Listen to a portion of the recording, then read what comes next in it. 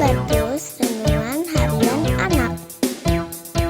Halo adik-adik, selamat pagi. Kita bertemu kembali dalam renungan Habatus Hidupku bagi Kristus. Adik-adik, hari ini kita masih sama-sama belajar dari kitab Amsal pasal 16. Sekarang kita akan membaca dari ayat ke-25 sampai ayat ke-27. Amsal pasal 16 ayat 25 sampai ayat ke-27.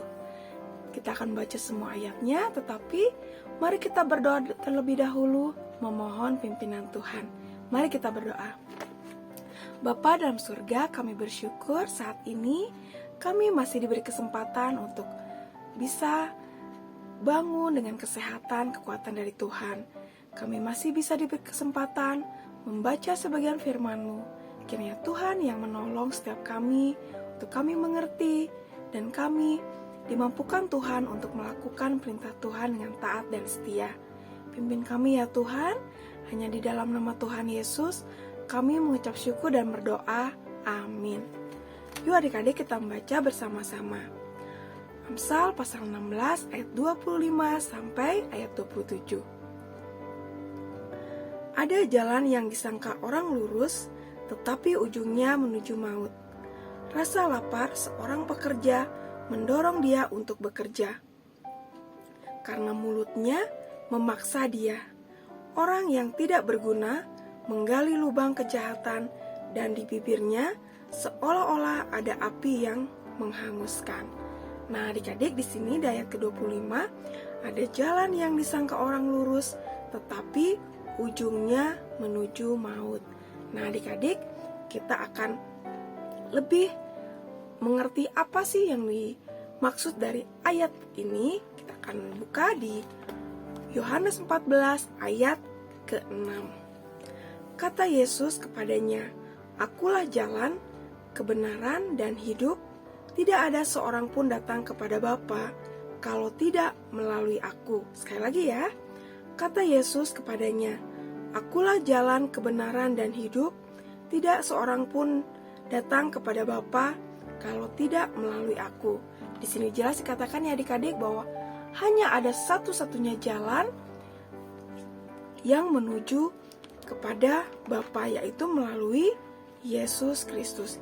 Itu artinya hanya ada satu jalan yang menuju kebenaran, yaitu melalui Tuhan Yesus Kristus. Jalan yang benar, jalan yang lurus, jalan yang menuju keselamatan hanya ada di dalam Yesus Kristus. Itu artinya kita harus tetap bergantung, kita harus tetap percaya, kita harus tetap mau dituntun oleh Tuhan Yesus. Kita harus mau hidup menurut kehendak Tuhan.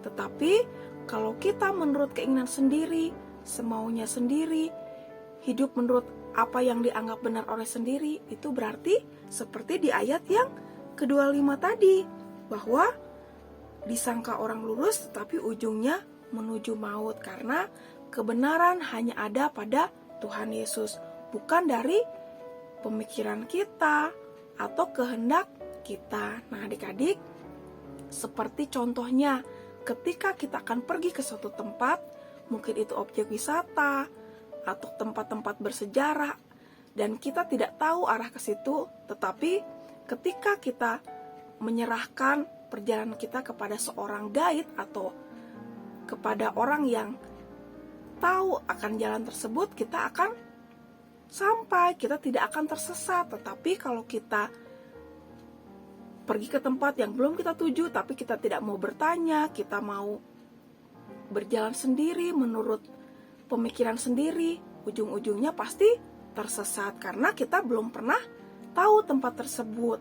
Begitu pula dalam kehidupan kita, kita memiliki tujuan, yaitu hidup kekekalan kepada Tuhan. Tetapi kalau kita tidak menyerahkan hidup kita kepada Tuhan, ujung-ujungnya adalah maut. Tetapi kalau kita menyerahkan seluruh hidup kita untuk mau dipimpin oleh Tuhan, dituntun oleh Tuhan setiap saat, setiap hari, maka kehidupan kita berakhir kepada kekekalan, kepada keselamatan. Nah, adik-adik, Di sini juga dikatakan di ayat 27, orang yang tidak berguna menggali lubang kejahatan. Nah, hati-hati adik-adik ya.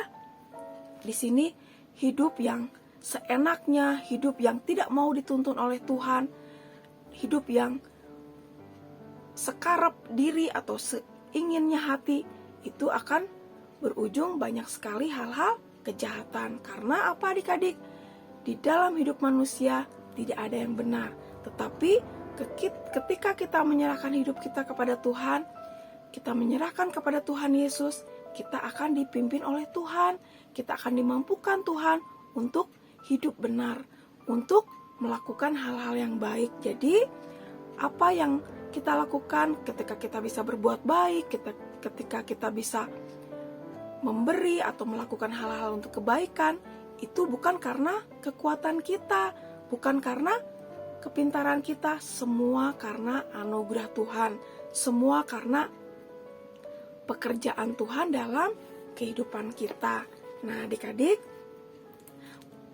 pelajaran Alkitab pada pagi hari ini mengingatkan kita untuk terus bergantung kepada Tuhan, menyerahkan perjalanan hidup kita kepada Tuhan, supaya kita terus dipimpin, dituntun oleh Tuhan setiap hari. Bagaimana kita tahu itu jalan Tuhan, bagaimana itu pimpinan Tuhan?